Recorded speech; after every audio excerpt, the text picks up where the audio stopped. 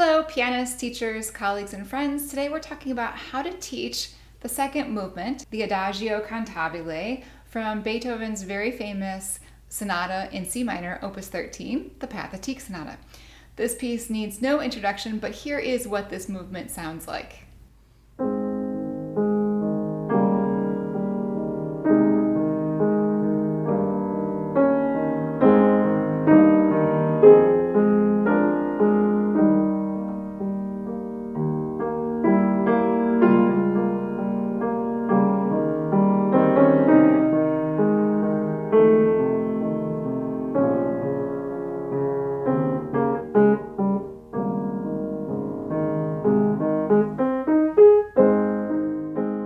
Because this is such a well-known piece, it is one of those that students will ask to play and might want to play before they are technically and musically quite ready to do it. For that reason, it's on my Not Ready Yet resource, and I'll tell you a little bit more about that at the end of this video.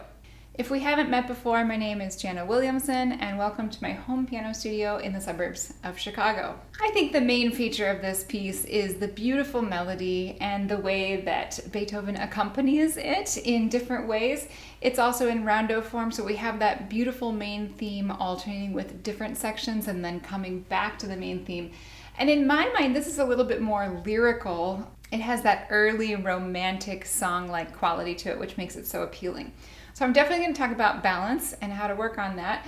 But I kind of want to go in reverse order today. I had a teacher email me and ask me about choosing a tempo on a different piece. It was actually an easy Chopin selection.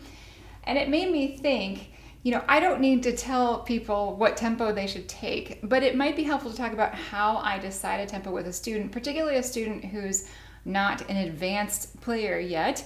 When we have intermediate students, they don't always have to play or perform their pieces at what a professional tempo might be, but it is important to understand tempo markings and think about historical context and, what is a usable, workable tempo for a particular piece.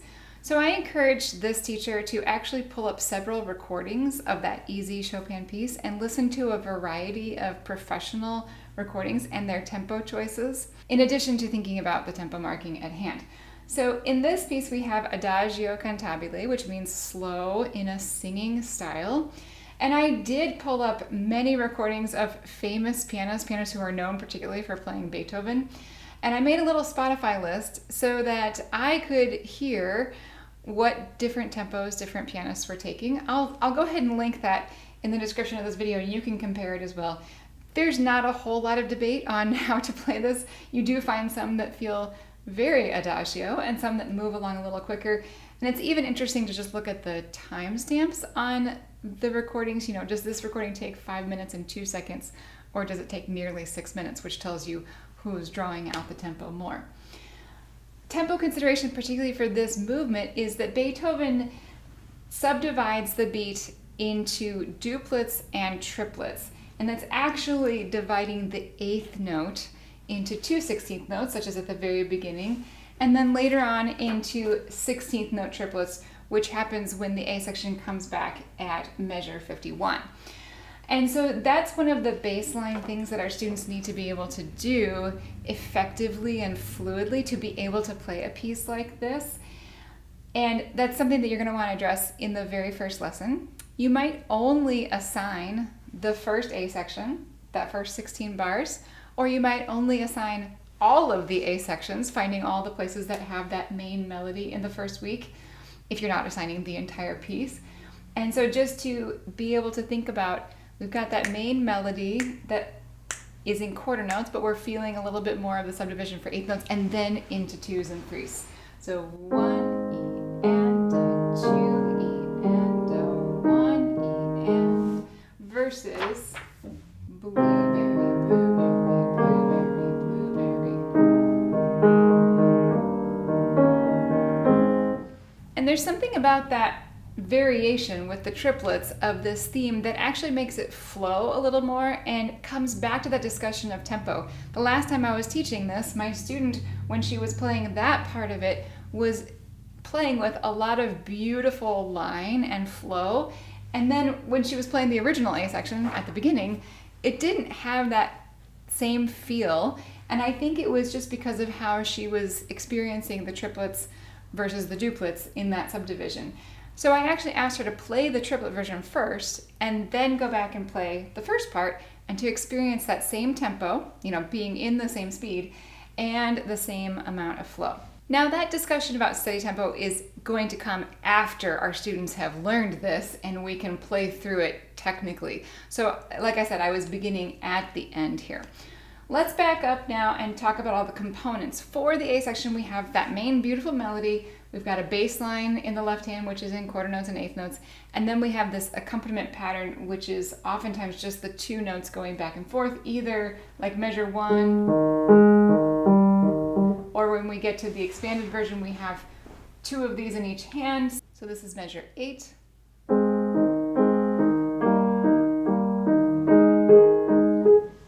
Students have to understand that in order to play this. They must understand the texture, because ultimately we're going to have a hierarchy of importance within that texture. We want the melody to sing out, we want the bass line to be secondary, and then the middle accompaniment to be the least.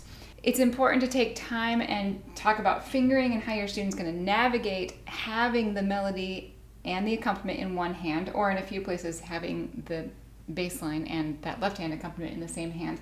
And I will just say that one of the other difficulties about this piece is handspan. There are quite a few octaves, there's a couple of ninths, and there's quite a few large chords.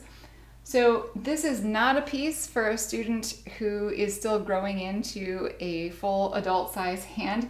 You don't want to encourage injury by too much stretching. That said, a smaller hand can navigate this piece, but it shouldn't be the first piece that they're trying like that, because the temptation will be to stay in a stretched position.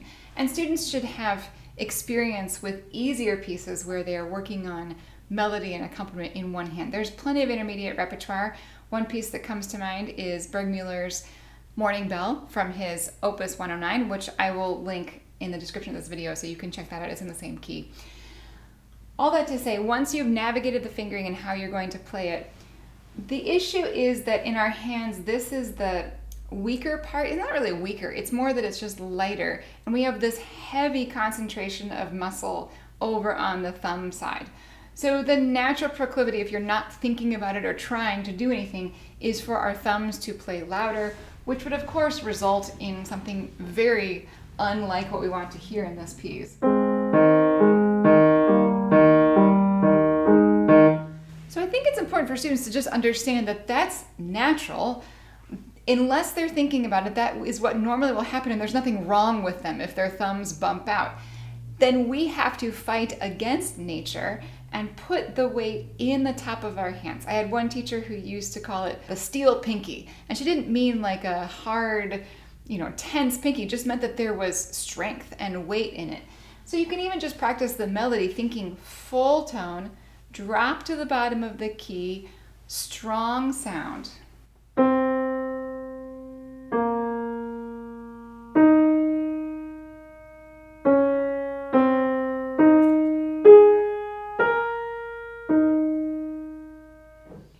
And then thinking, as you put the other part with it, that this is very light. Before we do that, one way you can experience the sound of that lightness in the thumb and the heavier, stronger tone in the top voice would be to play that accompaniment part with the left hand as lightly as you can and just play the melody in the right hand. This is not how you would ever actually perform it. It's an exercise.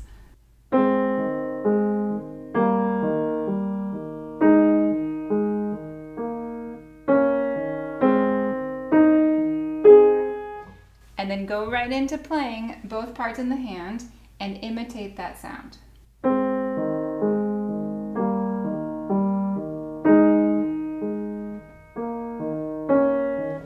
This is hard. Your student will not do it well the first time. And that really, I think, is one of the main teaching points of this piece. Again, just to say, this should not be your student's first time trying melody and accompaniment. There are plenty of intermediate pieces easier than this where you can experience that for the first time. But this piece is a good vehicle for working on that if your student is at this level. In a somewhat easier sense, the B section has just right hand melody with left hand repeated chords and notes. And so you're just working on balance between the right hand singing out and the left hand being very light.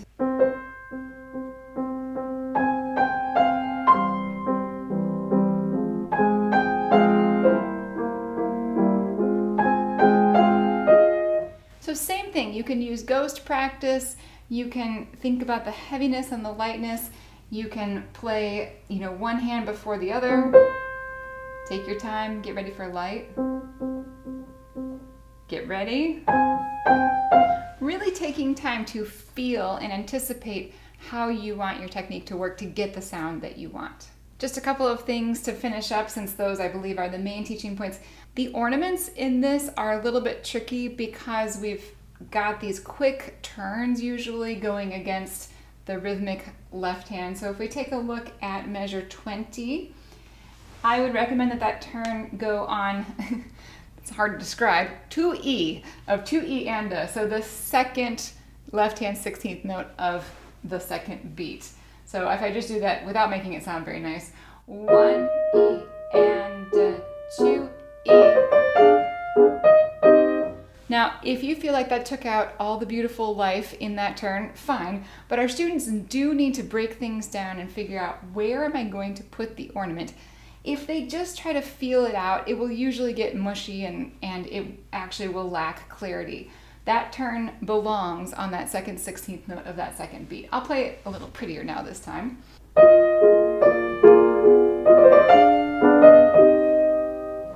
Same is true of the next measure. You get 1 E and 2 E and you put the turn on 2 E and right before the 32nd notes. I'll say that one more time. 1 E and 2 E and.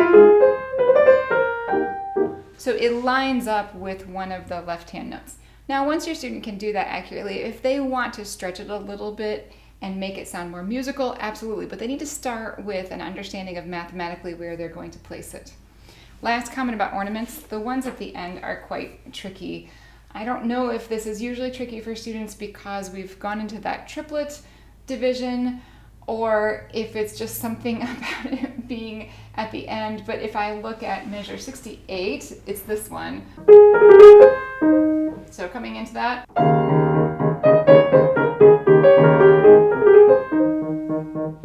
Right after that, we do have some grace notes. I always encourage students to play without the grace notes first and then just tuck them in. So measure 70 would be.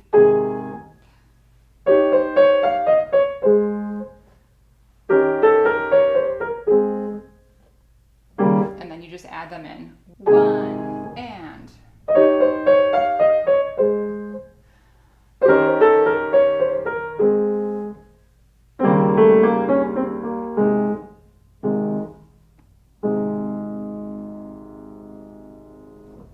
There are so many aspects of this piece that I did not address in this video. Things like the fact that it's almost entirely a piano dynamic, which is quite hard to do with all the notes that you're playing. Pedal considerations. Yes, you should use pedal on this. Yes, it must be tasteful. Yes, it does depend on what instrument you're playing and in what space you're playing it. And people could argue about pedal in Beethoven until the cows come home. So all that to say, that makes this piece quite complex, even though, yes, intermediate or upper intermediate students can play it. So one thing I like to think about is, if one of my young students who is at an upper intermediate level plays this piece, I can expect them to play it beautifully with good balance, correct rhythm, steady tempo, and understanding how they're going to do the turns, and I can coach them through pedaling, and it can be a good experience. It can be beautiful for audiences to hear.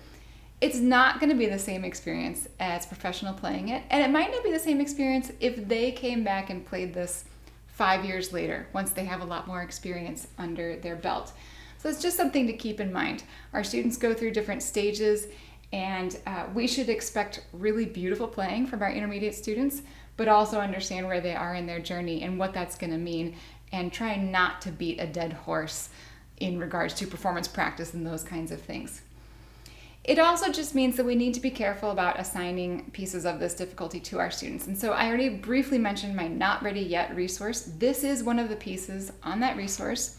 For 10 of the most famous, well-loved piano pieces, I give suggestions for ways to teach them when your student is not ready, either by choosing an excerpt of the original, playing in a good quality arrangement of the piece, or by playing preparatory and similar repertoire that will scratch the itch for what a student is asking for. So if a student is asking for this movement of the Pathetique Sonata, you can think through, what does that mean they really want to play?